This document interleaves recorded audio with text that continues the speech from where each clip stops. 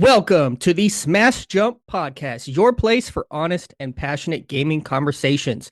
Today, we are going to be referencing back to something we kind of started bringing up in the last episode. We were talking about in the previous episode old games versus new games, and the discussion around remakes and remasters started coming up, and we thought there's a lot to talk about there, so why don't we make a whole podcast around it? So today, we will be talking about remakes and remasters. Are there too many? Are there not enough? What makes a great remake? What makes a terrible one? Are they healthy for the industry? Do they stifle creativity? We'll talk about all of that and so much more. I'm Ashton Lavelle, your host and Smash Jump contributor, and with me are a few awesome people. Hey, my name is Gabe. I'm the founder and editor-in-chief of Smash Jump. I'm Nicole Rodriguez Galdo. I am one of the contributors on Smash Jump and overall gamer. And I am Francis Parco, and I'm another contributor here at Smash Jump, and I also help out with video recording every now and then. Francis, first time on the pod, getting all the different Smash Jump people up on the podcast. It is also my first ever podcast. There's a podcast appearance. First podcast I'm ever doing. Ever of anything. Dipping your toes in the water. Dipping your toes in the water. So actually, since we've got you first, this is your first time here. I think it'd be a good idea as we bring in new people and stuff to actually start asking things to get the audience sort of used to who you are and maybe even tell us a little bit about who you are. So if you wouldn't mind sharing what kind of games are you into? Like, what kind of stuff do you like? Favorite kind of games? Like, give us a little bit of background about what you're into, because the audience is going to slowly over time understand who we three are since we're on it pretty often. But for our guests here, it'd be a good idea to go ahead and get a baseline of what you're into. Yeah. Yeah. I'm nervous right now, but anyways. You're good. Don't worry about it. Yeah, we're just talking games. So what kind of games do you like? In fact, we can lead into the opening icebreaker segment. What have you been playing? Have you been playing anything fun recently? Okay, so I'm if you can't tell with my background, I'm a big PlayStation fan, and I've grown up with PlayStation since I was little. My uncle, in fact, introduced my cousins and I to PlayStation, so that's where a lot of the memories come in from the very first one and this PlayStation 2 and so on. In terms of the games that I've been playing lately, I've been really getting into since Christmas, the recent um racing game, my first Gran Turismo, which I didn't even know was out early last month. But I've been really getting into that, even though there's just been a limited amount of tracks and cars, which this also reminds me, just as a side note, because I bring up my first Gran Turismo, that when if anyone still remembers this from almost 2 years ago, when the Gran Turismo movie came out, that movie definitely brought back memories of like around 2009, 2010 playing Gran Turismo 3 and 4. And yeah, I used to play more racing games back then. But so this was my first ever Gran Turismo game in many years. So that's like the actual name of the game is My First Gran Turismo? Yeah, literally my first Gran Turismo. When did that come out? It was early in December last month, December 5, and I didn't even hear about it until like around Christmas. Yeah, me either. Gabe, Nicole, did y'all know that this game existed? No, I did. I just happened to find it out somehow. I don't remember how, but interesting. A lot of things fly under the radar. It's always fun to find something that's not like. It's just crazy to think like a PlayStation first party game that just goes under my radar. It's like that's strange, but yeah, wow, my first Gran Turismo. Who would have thought? Awesome. All right, well, I'll go ahead and go next. I've been playing still Okami. I'm still going through it, but outside of that, it's a long game, But outside of that, I have played a little bit more Marvel Rivals. I kind of got a little group going that we play every once in a while now, and I'm terrible, but I find it very fun in a way I didn't expect, because Overwatch was something that I played a decent amount of a little bit back in the day. This was probably around the time, for reference for the audience, when I think the last character that I saw get released was like Sombra or Doom. I can't remember. It was somewhere around there. I never played Overwatch 2. It was like the When I Quit was right around when they reworked Mercy completely. So that was a game that I had a lot of fun of, but eventually found that the community around it, at least the competitive sense, started making me feel really like down. I started feeling like there was a lot of toxicity there, and I couldn't get a full squad to go to like the competitive ladder for. And that sort of really hampered me because I'd always have to play like as the rando in a team. And, you're the one that gets kind of bullied out of playing the character you want. So Marvel Rivals, I don't even have the competitive ladder unlocked yet. So like I'm just playing quick play and like only having a few friends. I turned the not gonna lie, sorry guys, I turned the like audio like team chat off because I don't care about what you guys have to say. I just want to play the game. And like it's been fun. Like the early days of these competitive hero shooters are always the best because people haven't quite figured out what the perfect team comp is, and they haven't quite figured out all of the ins and outs of how to win yet. And so people are just kind of throwing shit out there. They're experimenting. They're playing different characters that might be bad or good. We're trying to figure it out. And that's been a lot of fun. I've realized that my characters are just the generic guy that has a gun, like Punisher and Oh, I love it. Star-Lord. Yeah, that's what I do. Yeah. And it's kind of disappointing for me because you got this game about superheroes and you're just like guy with gun. But that's what I'm good with. So it's I was going gonna say it's what you know, what you're comfortable with. I know. you I wish I was playing something cooler, but it's what I'm good with. I play the melee characters and I suck, but it's been fun. Marvel Rivals has been really fun. And honestly, at least for the early days, I'm pretty into it. If you start getting into the competitive days, the older that this game gets, I'll probably jump off of it. But at least for now, having a good time. Yeah, that's fair. I don't really care for the competitive games in general.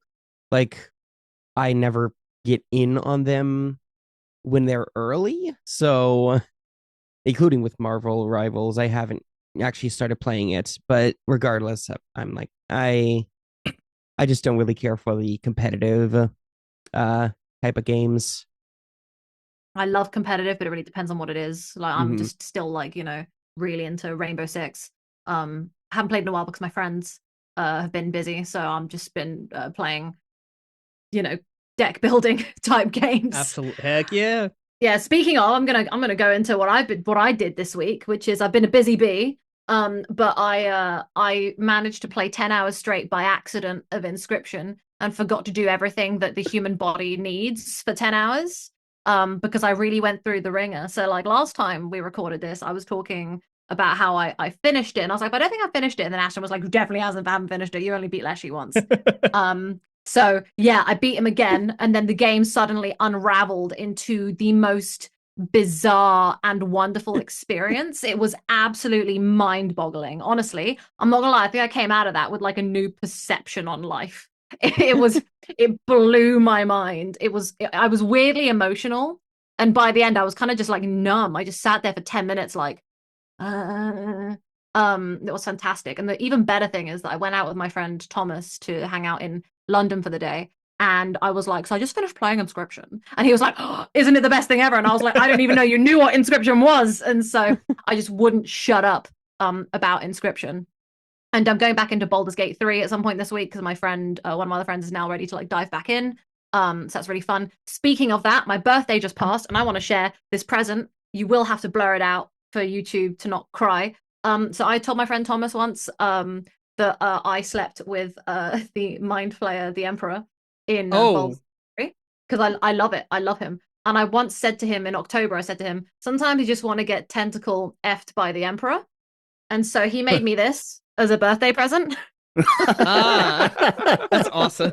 Yeah. Yes. So yes, yeah, of course. I thought I'd just share that. It's on display on my shelf. I'll put it back in a minute. But yeah, so doing a lot of little things, but mainly Inscription. But I'm gonna go back to Baldur's Gate because it's time for me to go see the Emperor again on my replay. So yeah,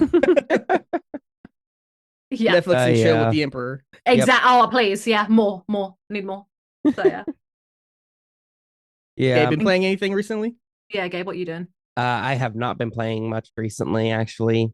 Well, because like, That's okay. yeah. That's okay. We're busy people. Yes. Oh yeah. Yes, I had a meeting at my day job at 7 in the morning yesterday. So Mm-mm. yeah, Mm-mm. I wake up early, but like having to actually wake up early to do something that relates to work, I don't care for. But Yeah, oh meetings Nobody well. are the best, does. aren't they? But hey, I Yeah. mean, it was it was a Christmas event basically. So we did a white elephant gift exchange, and well, I got some coffee mugs at least. Hey, it's a nice mug. I'm just gonna say, Yes, it's a nice mug. It's a yes, Yeah, nice coffee's mug. always good. yes, Yeah. yes. It is, I'm glad. especially when we record this podcast at 7 in the morning. Oh yeah, for you, it's like you gotta have that. I already got Yeah, coffee in my system at this point, yeah. Yeah, I've had lots of tea, so Well, I'm yeah. ready to go. But yeah. so it's time. I'm glad Nicole brought up Baldur's Gate 3 because that's a game that, man, God, it's such a weird spot because I that game was like a 10 out of 10, but I still haven't finished it. Yeah, I've put 250 hours into it, and it's Yeah. like because I keep rolling new characters, but gosh darn it, I'm committed. I have a character right now that's at the end of Act 2. I just finished Act 2. I'm about to get into Act 3, but I know it's big, so I put it on hold for a little bit at the end of the year. This year is the year that I finish Baldur's Gate 3 and I get that full experience. And then I put another 250 hours into it because I'm definitely doing an honored mode playthrough. It's gonna happen. Yeah, I'm But gonna that's do one for at some another point. I'm time. terrified. I'm very excited. I'm so excited to just do my rolls and then not save scum it and see what happens.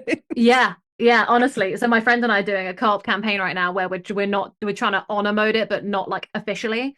Because Right. we're not ready for that yet. And so when we do a roll and it's a bad roll, we're like, the roll rolled. We can't do anything roll about it rolled. now. Just There it accept goes. it. It's terrifying. So Gonna yeah. be good times. Gonna be good times. Now, Yeah. Baldur's Gate 3, not exactly a remake. It's a sequel kind of to the Mhm. first two games, but gaming nowadays does have a lot of not sequels, but remakes and remasters.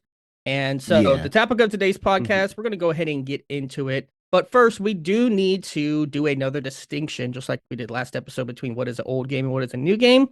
But what do you guys consider to be the real difference between a remake and remaster, since there is a lot of gray area in that sort of discussion? It feels like there's a lot of Yeah. disagreement. So, Gabe, let's go ahead and start with you. What do you think is the difference between a remake and a remaster? So a remake is when a developer will actually like recreate the game. And usually this comes in with as well as like changing the game to some capacity, which just like last episode, I have my feelings on. Um and remasters are just or just enhancing the graphics and kind of fine-tuning the gameplay just enough to make it more modern or for more modern audience. It's at least what I think of when I think of a remaster versus remake. Would anybody disagree with that definition, or think Uh, that there's any other things you would want to add to that kind of distinction? No, I think you've pretty much nailed it on the head, Gabe. Oh Yeah, yeah, it's mostly. pretty much Yeah. the same. Yeah. Yeah. Yeah. All right. So I Yeah, what have think you it's got? interesting. So I think for me, like a remaster, the perfect example of a remaster is like Okami HD, which I'm playing now, Mhm. because Oh yeah. nothing is different. It is just Okami from PS2, but it is now HD. There's no extra save stuff. There's no like gameplay differences. There's nothing really different. It's just Yeah. the same game. But then you get into the weird scenarios of like remasters that or remakes that are the same game. Like let's take Dead Space for example. I don't know a lot about Dead Space. Okay, so you guys are gonna have to correct me if I'm wrong. But my perception of Dead Space has always been that the remake is very, very close to the original game, with maybe making the like gameplay a little smoother. But by and large, if you are someone who experienced the original or you're someone who experienced the remake, you could talk to each other pretty interchangeably without having too many problems. And I wonder, I think clearly that's not a remaster because from my understanding, they did redo all of the stuff. Like, did they redo all of the graphics and stuff from the ground up, or did they They just like slap the paint overhauled on it? most of it. They added in extra missions. They streamlined Yeah. things a lot more. Oh, Yeah, here's a more better story. example. Mm. Halo. right? Oh, Halo 1 and 2, we'll go to 2 because 1 has its own problems. We'll go to 2. Halo 2. Halo 2, Halo 2 anniversary. it is the Okay. same game, right? Like there might be some differences in terms of like things that they might have adjusted, but by and large, somebody who doesn't care about speedrun strats or doesn't care about like these little nitpick specifics, It's the you same game. play Halo 2 Yeah. original, you play Halo 2 remake, they play the exact same, but Yeah. Halo 2 looks so different in the the remade graphics. Is that like a remake of Halo 2 or is No. it a remaster? I would No, it's say just a that's a reskin. remake. What? Rem- You say it's a remake? It's Halo 2, Like anniversary. are we Yeah, talking about the right one? I'm thinking of Halo 2 anniversary on yeah. when it's when it's the newer graphics, I look at that as more of a remake. Okay. Who knows, I might be wrong. No, it's fine. Yeah. Absolutely fine. I'm gonna counter that with just with what my opinion is, because I don't think there's any right or wrong here. So for me, I see it as fully a remaster only because the combat and everything about it is identical. It feels the same. There is no real difference except that the skin is different. So you can literally press the back button like you could with Halo 1 when they did the anniversary, and it just changes the skin. The layer over it is different, and that's the only real difference. The only other big difference that they did completely overhaul is the soundtrack, which I wasn't a huge fan of because they did do that. they obviously had like Breaking Benjamin and everybody and like Incubus do all the music. And I think when they did the remaster, they couldn't get those people back licensing. I'm not really sure what the issue was there, but they didn't do that, and they just kind of redid all the music. So like, you know, when I was doing the Arbiter level, the banging music by Incubus was not playing when I was flying chasing the heretic, and I was like, well, this is bull. You know, like I wanna sing Follow by Incubus and have a good time. So that annoyed me. But I think that like the only thing that they overhauled fully was the music, and even then it was just mostly the same. So I think for me, Halo 2 is completely a remaster. I think you can't get rid of the essence of Halo 2 with it. I think a remake would have kind of ruined it. So, you know, I don't know what they could have done there to fix it because Halo 2 is perfect, but that's just me. So, yeah. Yeah, see, that's where it gets interesting with the remake remaster thing, because if you look at a remaster like Okami, they don't do any huge graphical jumps or anything. I mean, you don't need to because that game's already gorgeous. But like, then you go to Halo 2 and like you flip the graphics between each other and it's like, whoa, this is a different game, y'all. But like physically when you're playing it, it's not. And like the story is it. Although the cutscenes, oh my god, like whoa, put that in the film. Like the cutscenes are a complete overhaul. They're completely, you know, that is the overhaul as well. I understand that took a lot of work, but I would have loved to have seen that in Halo 1 and 3 and the other ones they put in there. They just put all that in 2, and I was like, this is freaking awesome. But then you like play Halo 2 in the Master Chief Collection, you beat it, and you're like, wow, that was incredible. And then you go to Halo 3 and you're like, it looks a bit like dirt. Yeah. We went down a level. But I get it. Same. I get it. Yeah, where's our remaster of Halo 3? Like, I know that it looked good enough, I guess, for them to not consider that it needed one, but like, you can crisp it up a little bit. You know, if you can re-release Bioshock Infinite and make it slightly nicer, you could do that with Halo 3. Yeah. Maybe. Yeah. So that brings us to the next point where we have to I want to have a discussion about what exactly justifies a remake or remaster, because obviously every remake or remaster has the same singular, at least initial goal of make money, because games are a business and companies have to make money, right? Yeah. But money. Not every game gets remade or remastered, right? Not every game gets that treatment. So I kind of want to know from your guys' perspective, what do you think justifies a game being remade and remastered? Like, does there need to be, if it's a game that is hard to come by, like if it's something stuck on an old console that they don't produce anymore, right? Or if it is a game that already has like a remaster version on a newer-ish console. I have a good example of the God of War original trilogy, right? There is a ported version on like PS3. So correct me if I'm wrong. Is there one on PS4 that's just like ported? There might be, but I'm not sure. I'm not positive. I can't remember. I feel like there Yeah. might be, but somebody could look that up. I don't know. Correct us if I'm wrong. But the point being, if there is, let's say, but then Sony came out and was like, okay, we just canceled our live service God of War. Breaking news there. Oh, yeah. Instead, we're going to be Yeah. remaking God of War 1, 2, and 3, right? Would y'all think that that's a justified remake to do, or should remakes and remasters be reserved for something else that's a little harder to come by, maybe a little older, something like that? I think that's in large part it should be like harder to come by, but also like if they wanted to make a better product than the original, rather than just, especially with especially with remakes, you need to make something that has the core of it, but still gives enough to not feel like it's trying to overstep the original, because that's again part of like the issue I have with modern developers making remakes is it feels like they're just trying to replace the original to the point of trying to delist the original if it's available on a platform like Steam or Epic or GOG, wanting to take those away from people who can still get them. But like, for example, games that are like on the N64 or games on the original PlayStation, those are ones where I could see justified because you can't really find them without having the original hardware.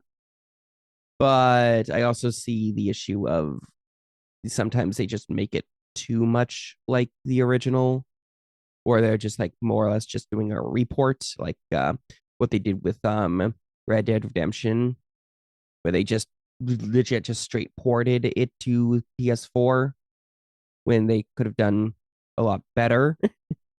True. Yeah, it feels a bit lazy sometimes when Mhm. they decide to do that, which is quite frustrating.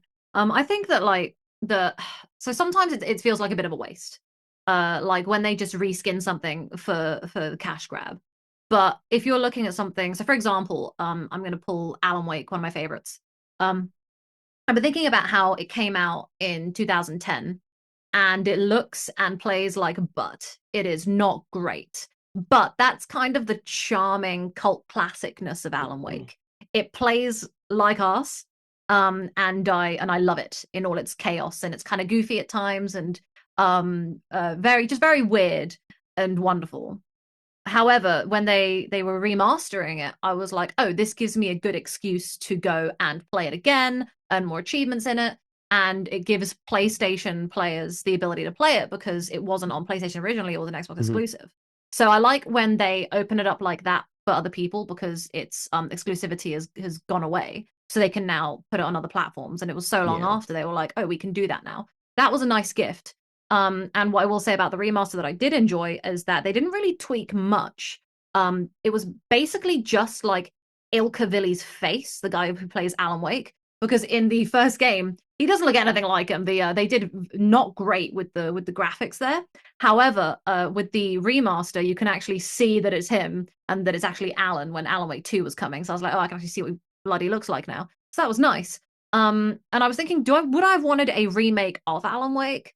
But I think that part of its core is how kind of goofy it can be, like the actual physics of the gaming. It's not great, the combat, but that's part of its charm. Alan Wake 2 is where the really good combat is and the really good story. It's like a really nice evolution of it. And so at times I'm like, oh, it does feel a bit lazy. They just remastered it when they could have remade it for a newer generation. However, I like the fact that by remastering it, they put it on other platforms and people got to enjoy it the way it was originally, so then sharper skin. So sometimes it doesn't feel like a waste, but sometimes it does. And I think that's one where I'm happy with it because also it was like 10 years later. So it's so long that's Yeah. like it's got to be sufficient enough time in a way, like Last of Us and Skyrim, constantly just re-releasing them. Get me away from that. Can't do it. Oh, yeah. Can't do it. Yeah. That's what I was gonna go with next. Francis, you're the PlayStation guy, right?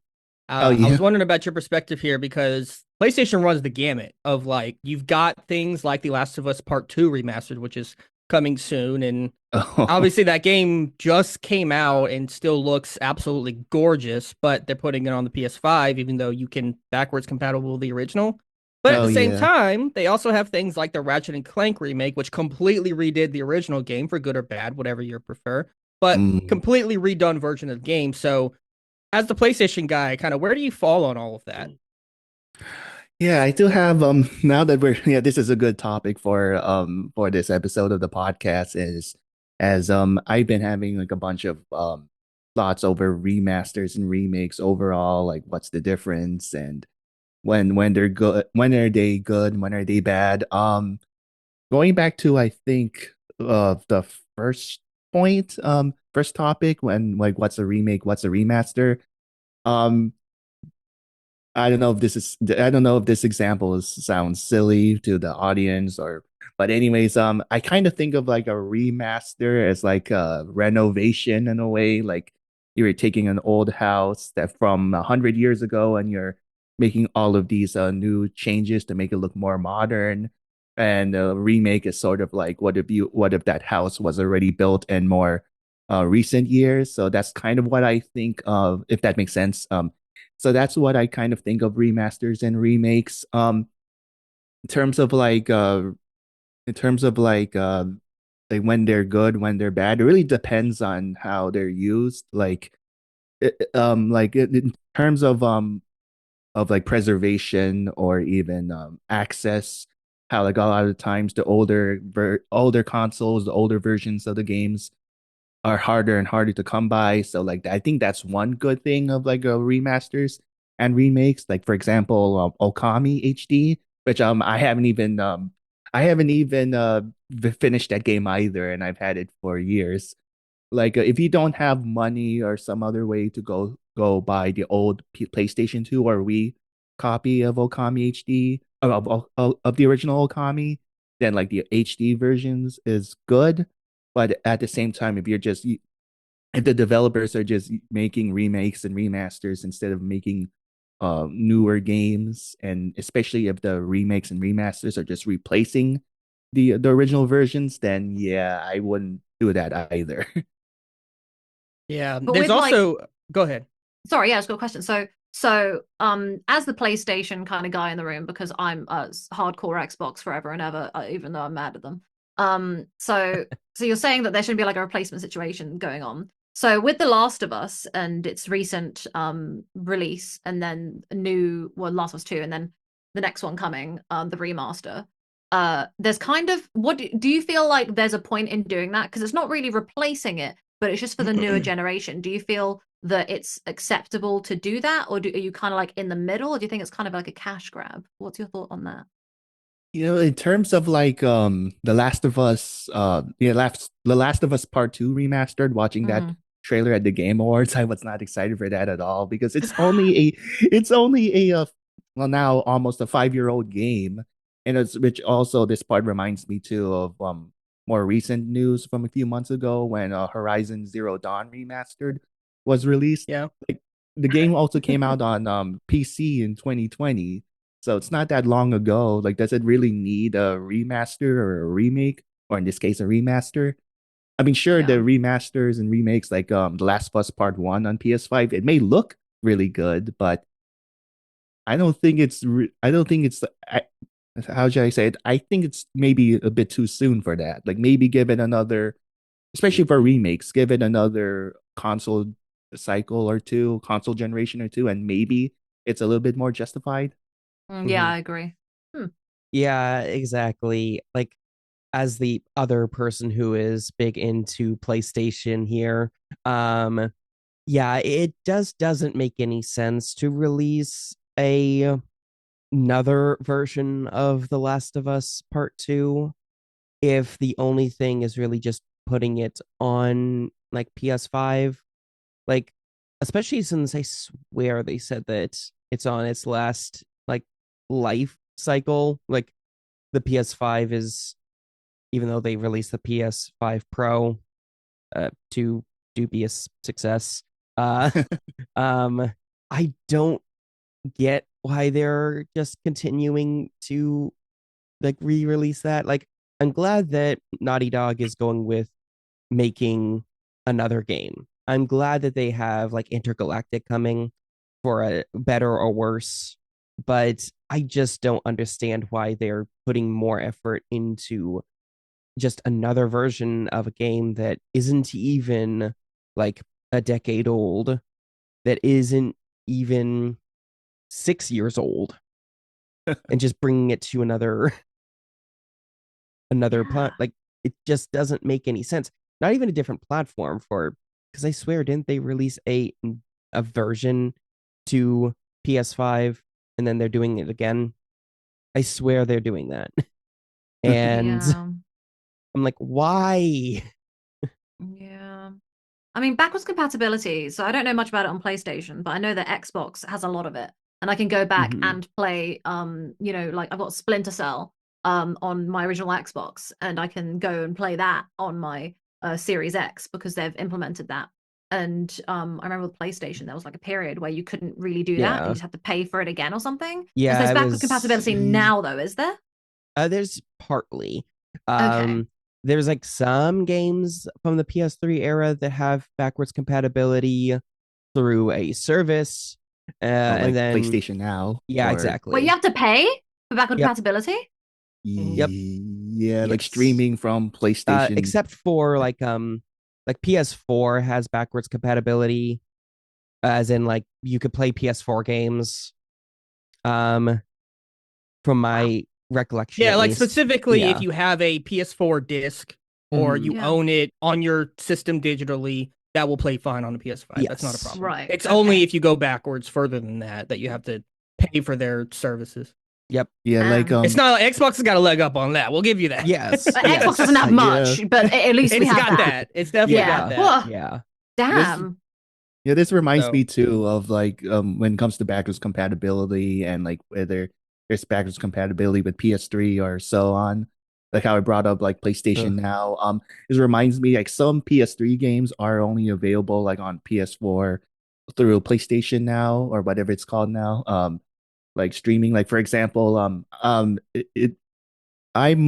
besides PlayStation, I'm also a big fan into Star Wars. So I remember Star Wars: The Force Unleashed is only like the PlayStation 3 port of Star Wars: The Force Unleashed.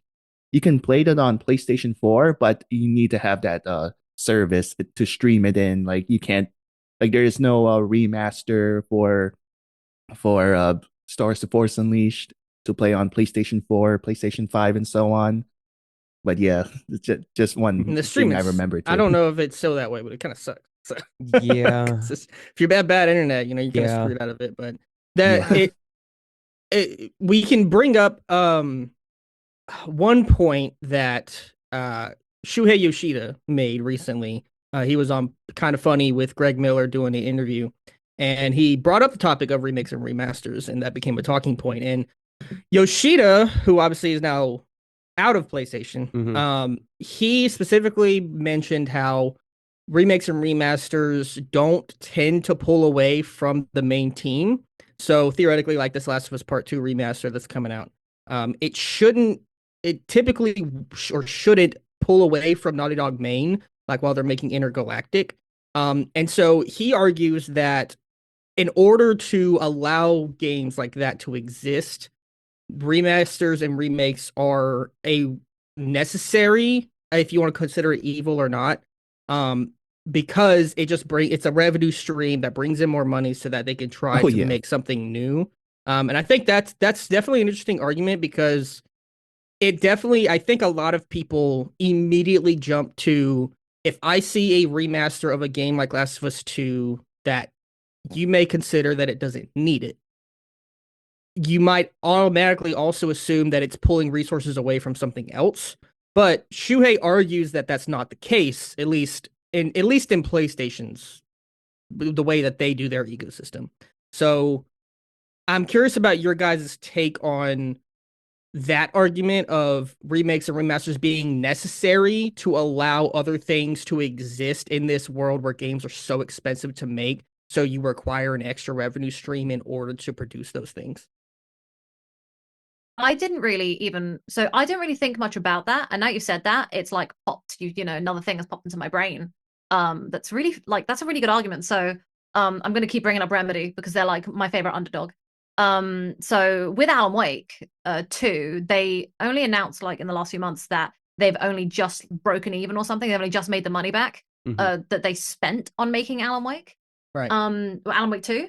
And they're a company that I think their games are great, their art, but they don't really have the budget. So they needed to go to like Xbox. They need to sell the rights of Max Payne to Rockstar. And they've needed to constantly, and now they're with like Epic Games, they're constantly having to find ways to pay for their development of new ideas and new IPs by selling off parts of themselves, which is quite sad. So yeah, so Alan Wake 1, the remaster, was a really good way to just get a few extra bits and bobs, money. But I like saying bits and bobs for some reason. It's a really good way to do that without having to overwork people too much on that one project and like carry on making the future of Remedy. So yeah, that's a really good point because they're a company that really needs it. But I never really thought of Naughty Dog as a company that really needed that extra revenue. But I guess it's nice to have the extra cash flow so they can explore new ideas. So yeah, I guess yeah. Yeah, exactly. Interesting. Yeah, and I'll pull the quote directly before I throw it to Gabe because I think Gabe, you have something to say on it, right? A little bit, yeah. Yeah. So Shuei's quote was exactly, quote, single player games now cost so much they need additional income by doing remasters and porting to PC. End quote. New quote, remasters and ports are much cheaper to produce, create additional revenue, and create new users for the IP, especially when you port the game to PC. And he also says that I'm sure these remakes are made by a dedicated different team or some porting teams, especially PC versions. So I don't think it's sacrificing anything by doing it. So definitely want to get your thoughts on those quotes, Yoshida's argument, and whatever else you have for, the argument of keeping remakes alive. So like with the I know that specifically with PlayStation, they have like teams for porting to PC, which I think does help alleviate stress because they have a what's it called, Nixes, and then they do have Blue Points who do make remakes and remasters. So with that, I can see how they can help alleviate the concern there. But I do have like the one concern when it comes to remakes, remasters of it overshadowing the original to the point of them just not seeing a reason to have it listed. Oh yeah, that's a good point. That's a really good point. I meant to circle back to that. I'm glad you brought it up again because that is a problem that I personally despise. This happened with Dark Souls where the remaster version came out and there used to be a version on Steam of Dark Souls called Prepare to Die Edition, and that was basically just, that's the OG. That was like the lava was bright and made you blind because for some reason they didn't code that color right or the light or something, like all sorts of stuff. But that got taken away whenever the newer versions of that game came out. And so now that has two problems. One, if you want to just, for whatever reason, you want to have the integrity and experience the original version, you can't anymore unless you find a different way to buy it outside of Steam. And two, anyone who was using any mods or modifications to the Prepare to Die edition now can no longer use them and will have to wait for people to create new versions for the new Dark Souls version. And I think the Dark Souls version is a little less egregious than other versions where games are radically different between the remake/remaster and the original, and the original just disappears off the face of the earth because they want to push the new thing so that people buy the new thing. But you're erasing this piece of art in its original form and saying, no, that didn't exist. You can't experience it that way. You have to experience it this way, the way we tell you to.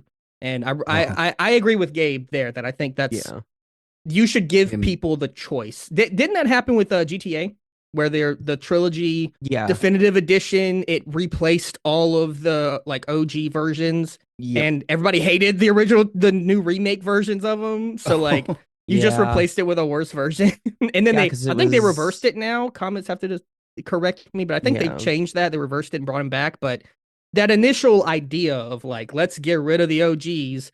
You have to play our version now. It's like, are you making me do that? Come I on. hate when that happens. Yeah. Terrible. Doesn't happen all the time, but when it Yeah. does, yeah, it's Yeah, annoying. absolutely. You know, because and what's worse is it was like based off of the mobile versions. Oh, the yeah, The that's I right. forgot. trilogy was Oh, based off It's Oh, of even that. worse. ugh. Yeah. Gross. Exactly. Horrendous. Absolutely horrendous. Yep. Mm-mm. Terrible. Mm-mm. So there is, I would be remiss if I don't talk about a specific remake that is very near and Mhm. dear to my heart, but I think adds a wrench to this conversation. And that is, of course, actually, I'm going to bring up two: Final Fantasy VII Remake and Rebirth, I guess. And we'll even bring in the Resident Evil games because those are some examples of remakes that are so radically different from the original versions, it's hard to even call them the same. And I'm very curious your guys' perspective on that version of a remake because the way I see it, there's three different spectrums to these. You've got the remaster that's just almost basically a straight port, minor tweaks here and there, but it's the original game brought over to modern systems, HD, blah, blah, blah.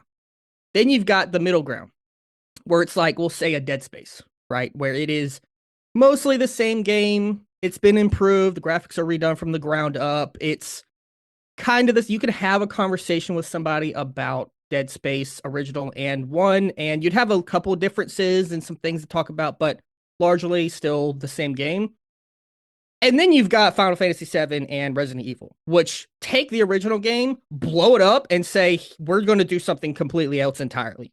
And I wonder what your perspective are on that, because if I am a person who, and there's a lot of people out there like this, that only played, say, Resident Evil 2, the remake, or Final Fantasy VII remake, you cannot have a discussion with somebody who played the originals because they are so radically different. You Mhm. might be able to discuss characters.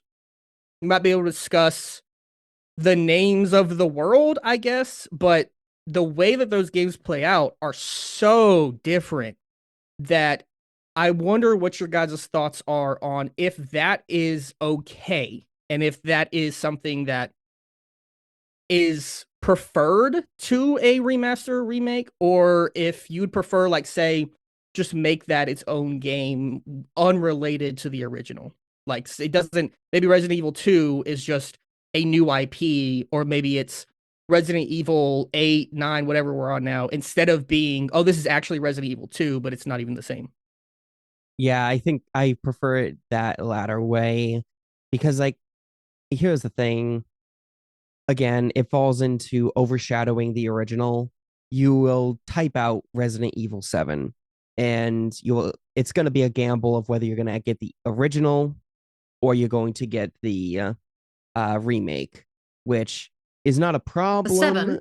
What you know what I mean? Oh, Like, okay. yeah, Yeah. you know, I make mistakes of saying words. Sorry, no, I was like, which one are you trying to say? So I was confused. Carry on, Yeah, sorry. yeah. It's going to be a gamble of whether you're going to find the original or the remaster or remake. And Yeah. if you're trying to find the original, then you're going to have to actually specify that, which I feel like you should have to specify the older or the newer version more than the older version. I shouldn't be able to just type in Resident Evil 2 and get Resident Evil 2 remake because Yep. that's the remake. It should specify that it's a remake because also it lets new people because we've got a newer generation of people, right? And a lot Yep. of them won't know about the originals. Yep. So give them the opportunity to go look for it. And Yeah. especially considering the ones that are so vastly different, where they might even change the story more than they really should. But regardless, like, I don't care for remakes and remasters if they like overshadow the original or they like what's it? It was why can't I remember the game? Like I guess a good example would actually be Delta. like a Snake Eater Oh, Delta, because from my recollection, I want to say that they actually don't acknowledge the original like creator or developer. They just say from that the was original changed. That team. Was that oh changed? oh I see what you're saying. I don't yeah I don't remember.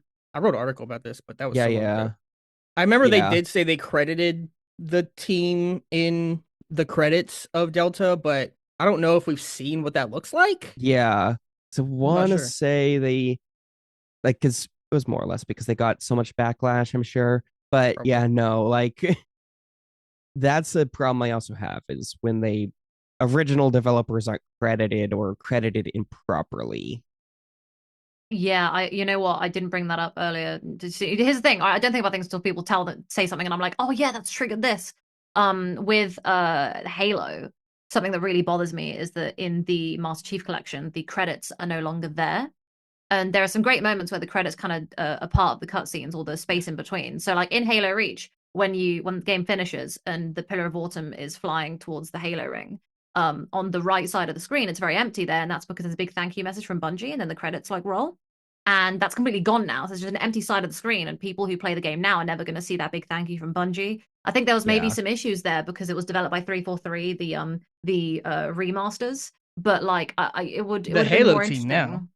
Yeah, but it would have been really interesting if they could have found a way to mention the original Bungie teams that did everything and then like do a side by side credits or some form of double credits where they could be like, hey, here's the original team that made it, then here's the team that brought you this slightly enhanced version so that everyone could get the credit they deserve. So yeah, that's such a good point. Yeah. Yeah, the game I was thinking of was Donkey Kong Country Returns HD. Oh, What a They choice. Yeah. that yeah, just came out, they right? I think so. Or at the very least it's Coming, review yeah. embargo. But they don't actually have like retro they don't have retro studios listed like individually. They have the T they say based on the work of the original development staff. But no Mm. names are credited or No anything. names accredited. They don't even say the Mm, studio. that's Yeah, rough. and a lot of people now who discover these things for the first time and not going to know the names of the people who No. originally put in all this hard work. Yeah, Yeah, no. that's you know what? That is something that's definitely. I don't know if there's enough focus on that, but there needs to be more attention drawn to that because that's a bit doesn't sit well with Yeah. me at all. It's just Nintendo being Nintendo. Yeah, Uh we know they're weird Yeah. about we didn't find out who made Princess Peach Showtime until it came out. well, Like what? Why can't we know that? that's a common thing for them, and Yeah. I don't really care about not knowing the developer behind it until it comes out. But I have more of an issue that when they make a remake or remaster, they don't really credit the original people. Just the same as I don't like how they are very selective on who they credit when it comes to localization and things like that. Um, but yeah. Yeah, it's weird. Their Yep. Nintendo makes weird That's decisions. this part reminds me too. I don't know if this is a good example of this too about like the original developers not being credited. Are certain like changes like the end credits says thank you or but then it's changed in the remake or remaster. This reminds me a little bit of the Spyro Reignited trilogy, which which is a remaster or remake that I really love. I love it too. It's There's excellent. Yeah. yeah, Yep. like at least for the third game, Spyro 3 Year of the Dragon, which is also called which was had another name in certain European countries, Gateway to Glimmer. Um I remember like there are these post credits stuff where it's like for example, the first two Spyro villains, Ripto and Nasty Nork and Ripto. There was like a in the original PS1 version of Spyro 3, they were showing stuff like, oh, these villains came together to discuss the Spyro problem, and this other thing happened, and that other thing happened, but then for whatever reason, Toys for Bob left out those sort of post credit stuff, and Mhm. also reminds me maybe this is also another example like with how Activision opens up their Crash Bandicoot remakes, remasters, like Insane Trilogy and Crash Team Racing Nitro Fuel. They're always saying like this is another Activision production, like in the style of the old ones, but they usually don't even credit like in Crash Team Racing Nitro Fuel. This is another Naughty Dog, no, not Naughty Dog production, but that was that was the original version. But then they do the same kind of intro for like the newer companies that are making that remake, but they usually don't mention like that or make some indication that, oh, this is a remake of a game by this other company. Mm. Like I do have the art books for Spyro Reignited Trilogy and I think Crash Bandicoot 4 as well. And where they do, at least read the Reignited Trilogy, the book does go into detail on how Toys for Bob did go back to Insomniac Games for consultation, but they don't usually bring up that kind of thing within the game itself or the game credits. Yeah. And who has, not everybody has the art book, And Yeah. like, even if Yep. you do, if you open it up, you look for the art, you're not really looking for, the credit, like that's It's a weird funny, place you, to you've put got it. to pay additional money towards something else in order to see who actually did the thing. It's quite interesting. Yeah. Yeah. I remember those intros though. They were awesome. I remember, I Mm. think it was the PS2, one of the PS2 Crash racing games that was like Vicarious Visions. And I was like, as a kid, I loved hearing that all the time and every time I put it up the game. But it's interesting. We were talking about trying to find the game or the original versus the remake/remaster on Google. So I went ahead and did a little quick experiment. I went to Google and I just typed in Final Fantasy VII and I typed in Resident Evil 2 and the results were wildly different. So Okay. if you type in Final Fantasy VII, you know how Google likes to put up like the pictures and like a quick like Google pre-made thing, not the AI thing, but like the other version AI. where they put it up at the top before you get the results. You know what I'm talking about? Yeah. Yeah. So that version for Google for Final Fantasy VII does show the original game. The pictures are from the original game. There's like one trailer for Rebirth, which is weird, but it lists the initial release date for the original game, the platform for the original game, yada yada. If you type in Resident Evil 2, the same thing appears, but it prioritizes the remake, which is a really interesting way. If you look at both, the first results are the Wikipedia pages for the OG versions, but the big slap in your face, here's your Google result, is wildly different between the two. And I'm not a Resident Evil person. I've never played a Resident Evil in my life, so I don't know. Oh, I really like them. Okay. I don't know if there's a huge difference story-wise in Resident Evil 2 versus the remake and the original. If anybody knows. So the core story is mostly the same, but obviously they've reworked everything. The dialogue is different, the cutscenes are different, the voice actors are different, everything is cleaner, smoother. And before everything was kind of janky and not very well done. Or really well done for the time, but not well done compared to our time now. So, the original team did a great job with what they had technologically at the time. But yeah, so I've never played the originals. I actually watched them get played on streams via Twitch or YouTube because I can't play those controls. They are too old for me. But I've seen the cutscenes and the way that is, and yeah, it's mostly the core is the same, but everything else is wildly different. So like, but they're not like with it. They're not like, oh, this character is doing this weird thing that wasn't in the original and it's like with the story. It's more like there's the original plot points that they need to hit. Yeah, they hit the they plot go through points. them and they do it a different way, but it's there. Yeah, they fill in the blanks a lot. It's quite funny actually, because if you look at Resident Evil 3, which people forget about because it's so bad, the new one, it's Resident Evil, the original Resident Evil 3 was so much better compared to the new one because it was so full. They had so many different things and so many points were hit. Resident Evil 3 actually missed a bunch of those points, and it's just a glorified DLC to 2 essentially, which is pretty bad. But 2 really hits it on the head. It nailed it. So that's where I want the distinction here, right? Where there's going to be people who play Resident Evil 2 or who play Final Fantasy VII Remake and won't play the original. There's going to be, I would probably argue, maybe majority of new players will do that. Yeah.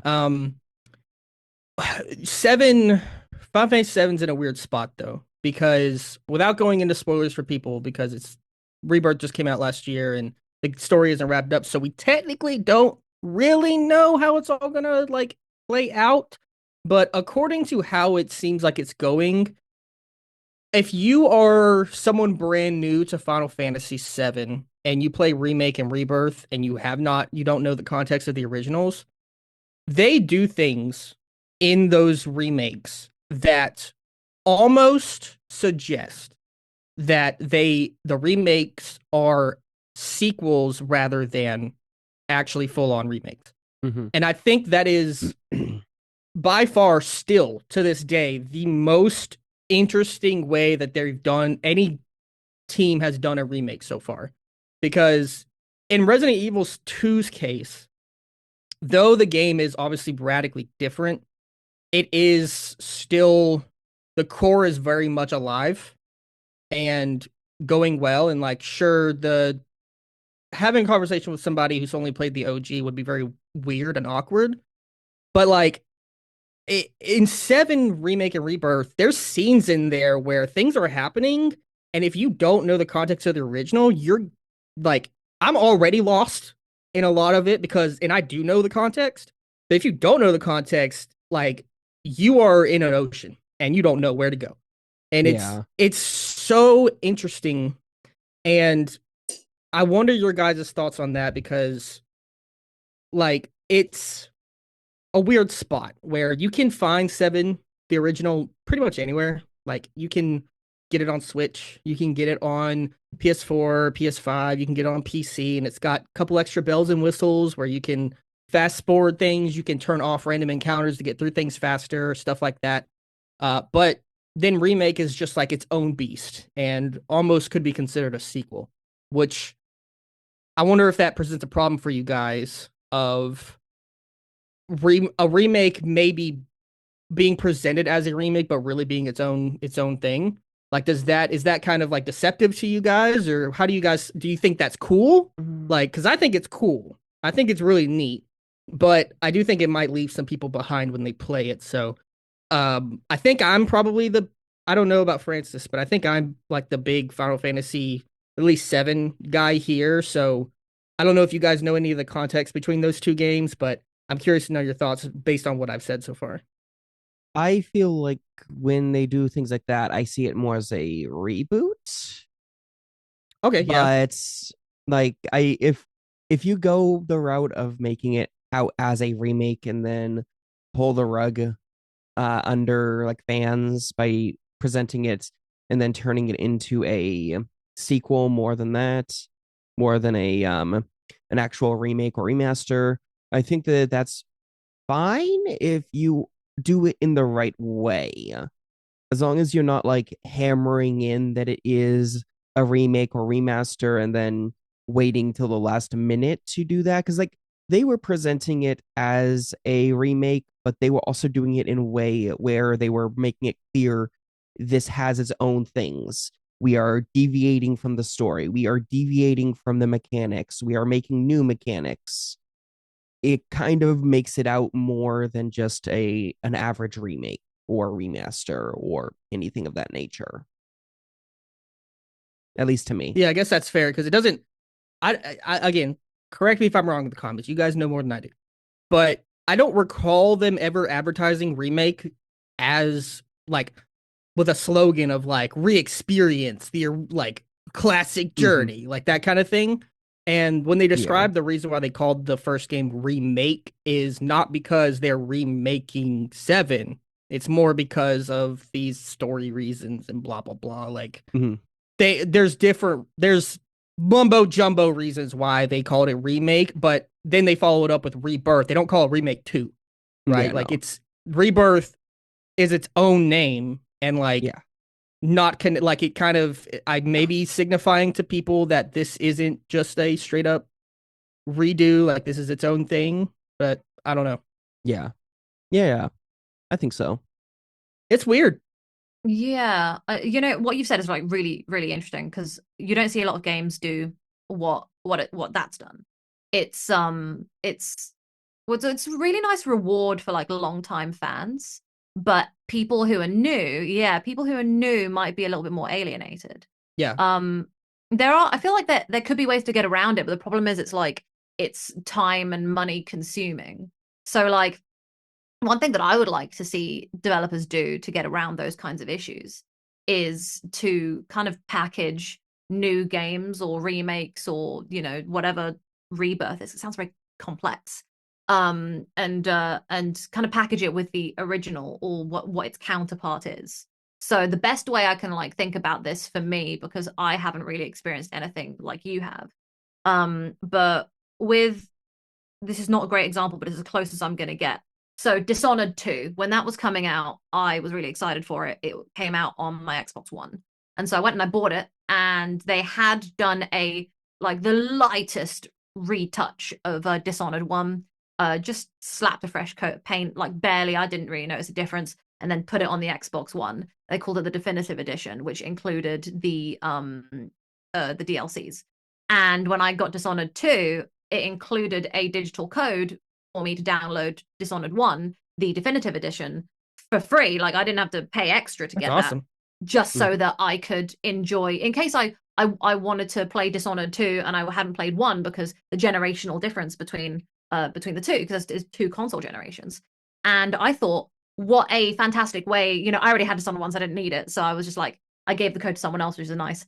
But what a nice way to make have fans be included, get new time fans in on it, give, you know, a nice little gift to the older fans who maybe want to play it again on their Xbox One. It's just, yeah, I think that I wish game developers had the money and time, and I don't know if they do. Some might not, to go that extra step to give us the original. I don't know how they would do it with like Resident Evil 2, but I would have loved for them to somehow get the original version of Resident Evil 2 onto the Resident Evil 2 remake, so that you could have it, or at least like watch some sort of playthrough or cutscene, or kind of like a, you know, compilation of all of it slapped together so that people can see what the original was like as a behind the scenes extra or something. I don't know. So kind of like what Kingdom Hearts did.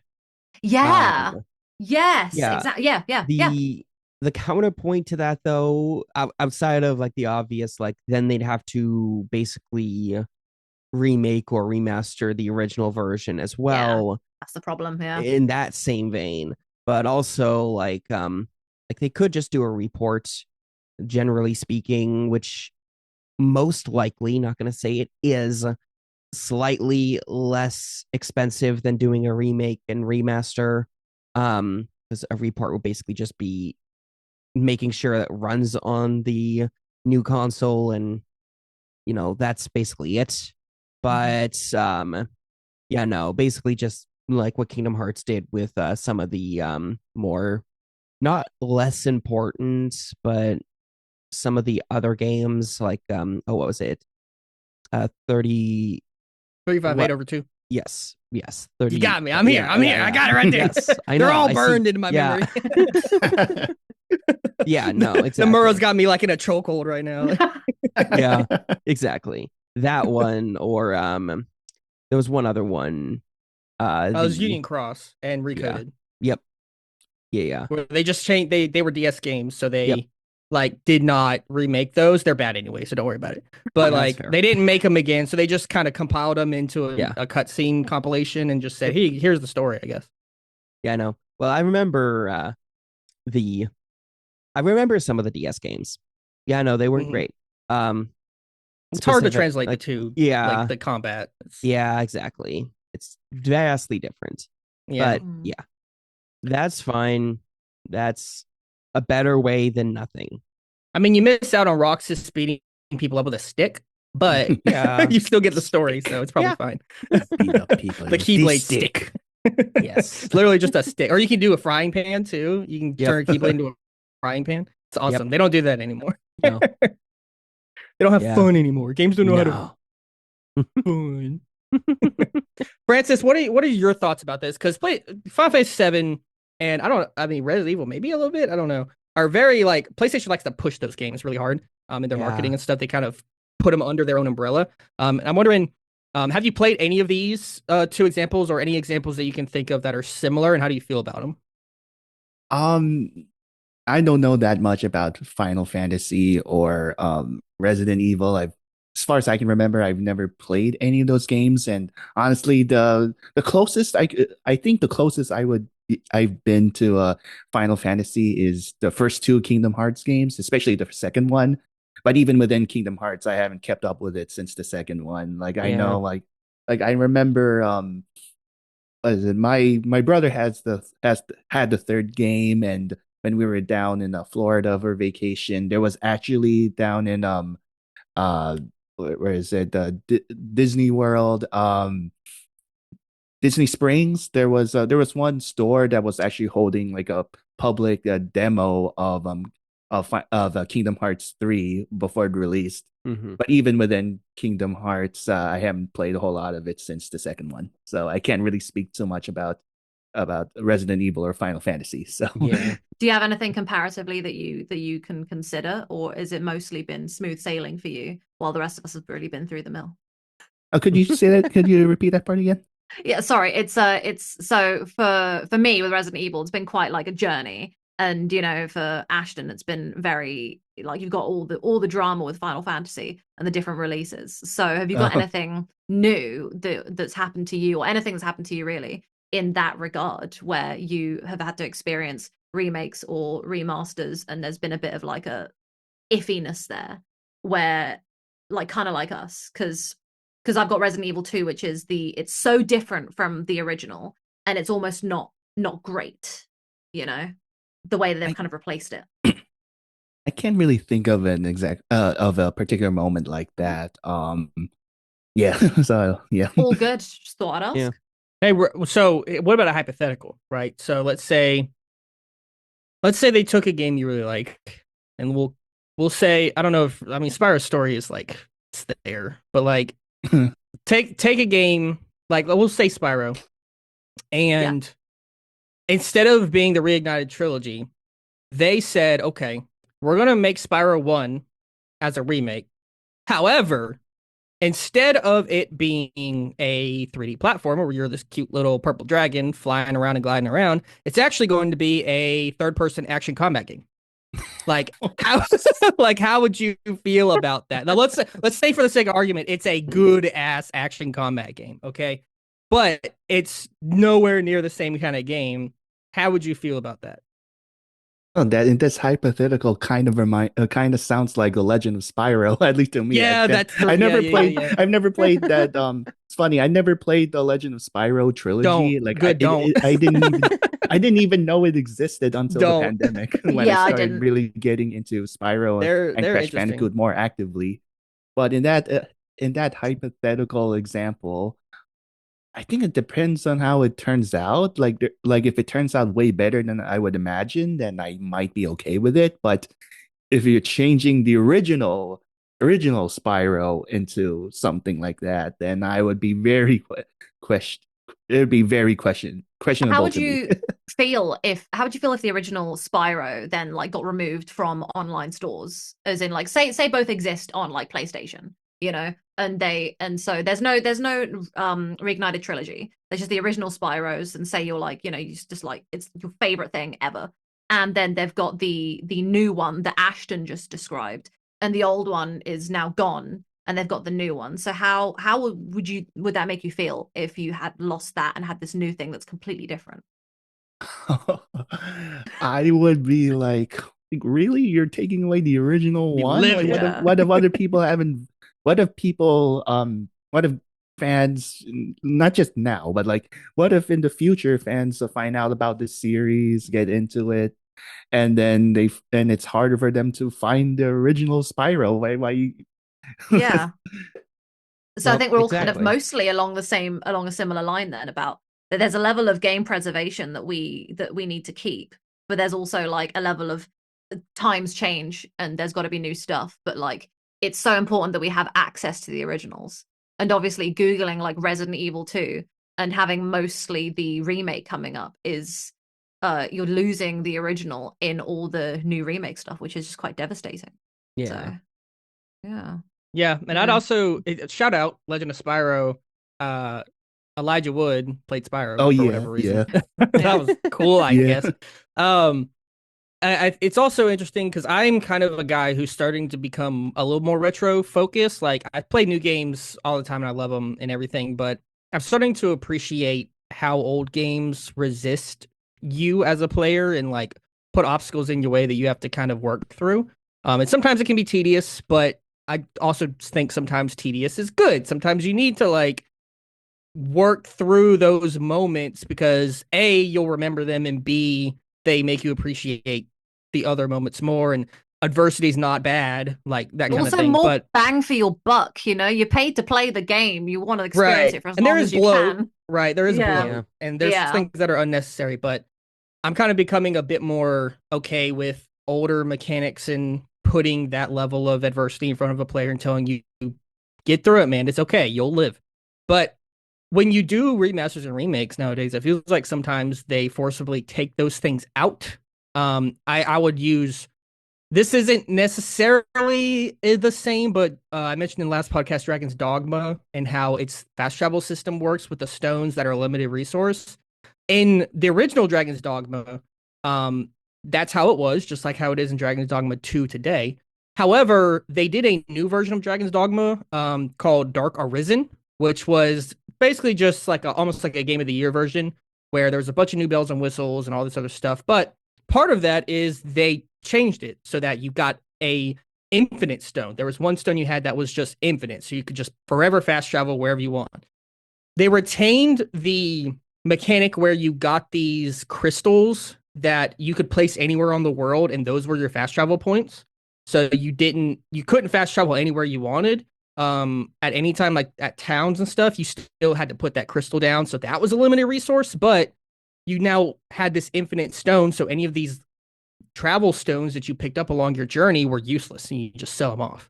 And I see similar things like that in other remakes and remasters of older games that I'm like, A, that's why you shouldn't delist the old game because sometimes I want to go back and see what that was like. And B, maybe make that an optional thing instead of forcing me to have it, right? Because I want to play the game how the original vision was. And that's kind of where I think that's where I land on all of this is I find myself always preferring to play the version of a game that most of the time other people have experienced. When I play a game series, for example, I've never played before, like it's a long running series, I will play release order, right? Because even though a story might be different, say Metal Gear, Kingdom Hearts, the timeline is weird. I want to play the games in the order that everyone else played them. I want to play them in the order that the developers decided was the order they're going to release them. The only exceptions to that are when the developers come out and say this was put out incorrectly, which rarely happens, right? Mm-hmm. And I'm the same way with a remaster of a game, especially an old one, where quite often I want to play the game that was released at the time. I want to experience it the way that people at the time would have experienced it. I don't want the touched up version. I don't want the adjusted training wheels version. I want to play and experience what everybody else played because then if I talk to somebody about it, we can share that experience together. Yeah. Right. And you miss that if those things are removed. So that's kind of where I land on all of it in terms of remasters. But for remakes, I don't know, because that's also an argument of if you play Halo 2 and you look at all those new graphics and the cutscenes, your experience is so different than if you played Halo 2 originally and those graphics and the cutscenes don't look like a cinema level quality. It's still PS or like Halo original Xbox graphics. But then on the flip side, I love Remake, Final Fantasy VII Remake and Rebirth, and I love that they're paying homage to the original and giving fans of the original something to hold on to, and something to theorize about and talk about beyond just, oh yeah, remember this place from the original game? It looks cool now. And it's like, that's where the conversation ends. It's like, no, there's a ton of stuff that they're pulling from the entire Final Fantasy VII compendium, and it makes diehard fans like me really, really invested in this trilogy rather than just being like, it's the same game, so I guess I'll play it, but I'm not getting a lot of conversation out of it. So I think that's a really cool way to do it. I think it leaves behind some people who, you know, aren't going to play the original game because it's old and Mhm. old game old, and people aren't going to Yeah. play old game. But Yeah. I'm not sure those people were ever going to play that game anyway. So Mhm. why not give them a different way to experience the characters and Yeah, at let least it's us not forgotten. yeah, like they weren't going to play it anyway, so why not let them have a different way to experience the world and characters and still give longtime fans like me more to chew on than just a flat remake. Mm. That's kind of where I land on all of it. Yeah. Yeah. And that's fair. I like I said, it's just more or less the original should always be what people think about, with some minor exceptions. Like remasters, I feel, have that leeway of being the first thing that people think about if that's the way that you experienced it. But remakes, especially if it's more of a dry remake, it shouldn't be the way people know a game. Like, Yeah. yeah. But obviously that's mostly me being someone who just is a diehard games preservation person. And that is A-okay. That's Yep. perfect, Yep. Hey, We need 80, games preservation people in order to yeah. keep games preserved. So, Yes. yeah. I mean, like, Yeah, what? we It need. was like 87% of retro games are lost to time. Like, that's like Shame. yeah, exactly. And Yeah. Shame. I think there was a recent story too, where it was about game preservation, where it was something like the U.S. Copyright Patent Office, something like that. They rejected more game preservation because of stuff like, oh, what if it something like, oh, what if gamers just use it like I'm trying, oh my goodness, I can't. Yeah, I'm trying to It's remember fine. those those Yeah. details from the top of my head, but there was something like where game preservation was being more preservation measures was being rejected by the government basically. Right, right. I think you're talking about, was it related to the whole Need for Speed, or what was it? It was a game by Ubisoft was getting Oh, was shut down. The Crew. crew Yeah, it was or the Crew. something The like Crew, yeah. yeah. The Crew was being shut down, and then there was like situations of like the lawsuit was being thrown out, or like the I basically think that's trying to save the related. crew, and then basically the US government was basically saying that Ubisoft has no obligation to make sure the game continues operation, and that was basically seen as like a big blow to games preservation, because it basically Mm. signaled to developers they don't have to preserve the game, even though the crew could have actually been preserved because there's a secret offline mode that Ubisoft just has to turn on. But And Yeah. yeah. that's a problem. Yeah. Nintendo gets into some hot water about Mhm. that too, where they'll really go after people who, in one way or another, are Mhm. trying to Yeah. preserve their older games because they don't exist otherwise, but Yes. because they have to protect their IP and because they have to create Mhm. litigation to fall back on in future cases, they, will pursue and prosecute those individuals or those websites or companies or what have Mhm. you, because maybe one day we'll do something with this, although we know that they won't. And Yeah. so if you're not Oh, going to do anything with it, can we at least preserve the piece of art that was created Mhm. by all these human beings and that people love and cherish? But business is going to take Yes. over and money's going to take over everything. And Yep. so got to yeah. protect their IP than to protect the art, Which And that's really frustrating. Yeah. of course they have to protect their IP. Like in the end, that's something that they have to do if they are made aware or are aware of a means that people are using to, you know, skirt those lines. They have to do that based around certain laws in Japan. Um, but they don't technically have to the degree that they do, considering Sega doesn't with Sonic. Um, Uh-huh. But regardless, that's another thing that's a lot more complicated because Yeah, in terms of like, I don't know about any of you guys, but I am not a lawyer. oh I yeah, am not. He can't speak legally.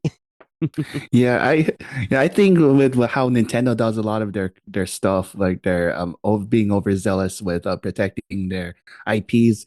I heard that it's I heard here and there that it's just Oh, okay. Oh, I think okay. Ashton's internet went. Francis, carry on. Uh-oh. Yep, carry on. Yeah, like I've heard here and there about like when it comes to like Nintendo being so overzealous with how they protect Mario and whatever other IPs. It's may partially be due to Japanese copyright law, like how and at least here in the US we have something called fair use, but in Japanese copyright law there's nothing like that there. So It's very that like different. yeah. So maybe something like that has something to do with like how Nintendo goes with their protection of their IPs. Yeah, exactly. The thing is that I understand certain things that Nintendo do. Obviously, I understand for-profit situations. If a game is being made that is a fan game and it is a for-profit game, then that is should be stamped out if they are using too much of an IP that Nintendo owns. AKA if a game is way too similar to Pokemon and it is very clearly Pal supposed to be World. styled, not necessarily Pal World. Oh, Um, well, an yeah. example, things of like a for-profit game that is very clearly styled after Pokemon, that is very clearly just basically Pokemon, but its own story. So fan games, basically. Oh, yeah, Um, fan games too. but they are selling it, then that is an issue. That is something where I understand when Pokemon steps in and does a cease and desist. Now, granted, their reasons behind that is more along the lines of, let's see, was if a game gets too much traction, or if it is for profit, are the big reasons why Nintendo will go after fan projects. Um, but I feel like we're getting off track here. So, unless you have anything to say, you two, why don't we go down to, I guess, like, I don't know, like, probably should try and wrap Ashton's on this his up. way back Yeah. in. He's on his way Okay. back Oh, in. So Okay. what I will say is like if we want to just cut out this bit where we're waiting for Ashton to come back to wrap this up. yeah, editor, take Yeah, note. Yeah, edit it. exactly. Editor. Yeah, I messaged him a few minutes ago saying, "Hey, are Yeah. you coming back?" And he's on his phone. He's just messaged on his phone. So we'll just cut Yeah. this little bit out of it. Yeah. Um, Yep. yeah, because I think we're at the end of the list. So I think this is the Yeah. wrap up point. Yep. Which is an absolute shame for Ashton to get cut off at the wrap up point. Like, oh my Yeah. goodness. What an Maybe with internet inconvenient problems or time. something. Yeah, that I was trying to off the top of my head figure out something to talk about since I am the Yeah, I mean, co-host. you're all good. Yeah. I'm like, But I mean, we can just sit here and yeah, just ad lib exactly. Yep, till Ashton exactly. comes back. We can cut Exactly. this No. bit out. Yep. And what Yeah. I just remembered earlier when I was putting in my thoughts on what the difference between remake and remaster, and I put that example of like remaster is like a renovation and remake is like Mhm. making a new building from scratch. Yeah. I didn't get to mention how like with the examples like remaster like for example with Okami HD how they a lot of remasters are just like you're just pretty I can't even say that right. They are making the graphics look a little bit better, improving the lighting and shadows and so on. Sometimes they add stuff like trophies and achievements or more modern controls. So like and then a remake um I also thought too that like a remake is like oh There we go. He's coming Yep. back. Carry on. He's Yeah. coming back. Yeah, carry on. yeah, like my example, like a remake being like a recreation is basically making a game from the ground up. Like I go back to the Spyro Reignited trilogy. Like I also think of it too as like, oh, what if 1998 had 2018 gaming technology, or if Spyro was a brand new franchise in 2018 instead of 1998. So that's what I also think about with the remakes too. Yeah.